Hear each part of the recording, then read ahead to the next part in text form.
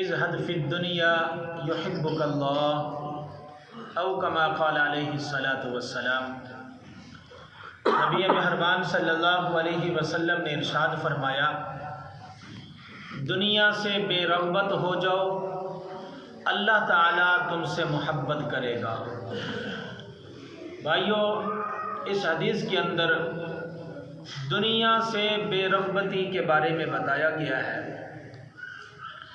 دنیا سے بے رغبتی کا مطلب یہ نہیں ہے کہ انسان گھر بار کو، آبادی کو چھوڑ کر کہیں دور عیسائیوں اور راہبوں کی طرح دور جنگل کے اندر جا کر بسیرا کر لے، اس کا مطلب یہ نہیں ہے۔ مطلب یہ ہے کہ دنیا کی محبت کو ختم کر دیں اور آخرت کی محبت دل میں بٹھا دیں۔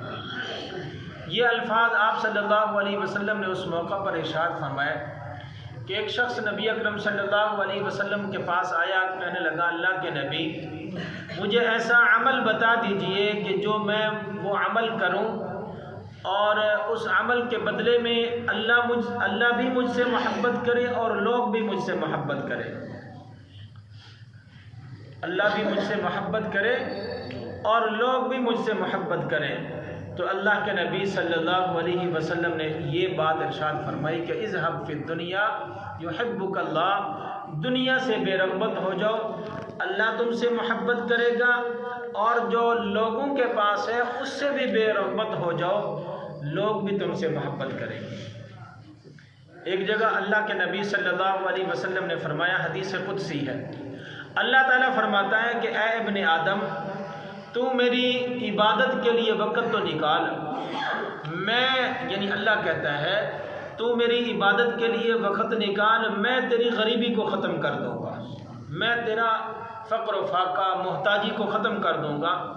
اگر تو ایسا نہیں کرے گا، یعنی عبادت کے لیے وقت نہیں نکالے گا، تو پھر یاد رکھنا میں تیرے ہاتھ تو کام کاج سے بھر دوں گا لیکن تیری غریبی ختم نہیں کروں گا۔ یعنی مقصد یہ ہے کہ انسان کی نوکری بھی ہوتی ہے، کاروبار بھی ہوتا ہے، سب کچھ ہوتا ہے، لیکن اس کے باوجود پریشانیاں جو ہے وہ جان نہیں چھوڑتی، روزی پوری نہیں ہوتی۔ تو اس لیے وجہ یہی ہے کہ اس کو چیک کریں، ہم اپنے دلوں کو ٹٹولیں، اپنے دل کے اندر جھانک کر دیکھیں، اگر اپنے گریبان کے اندر جھانک کر دیکھیں کہیں دنیا کی محبت تو نہیں ہے نا دل کے اندر۔ اگر دنیا کی محبت ہے تو پھر اس کو نکالیں، اس دل کے اندر اللہ کی محبت کو بٹھائیں اور اس کے رسول کی محبت کو بٹھائیں اور آخرت کی محبت کو بٹھائیں۔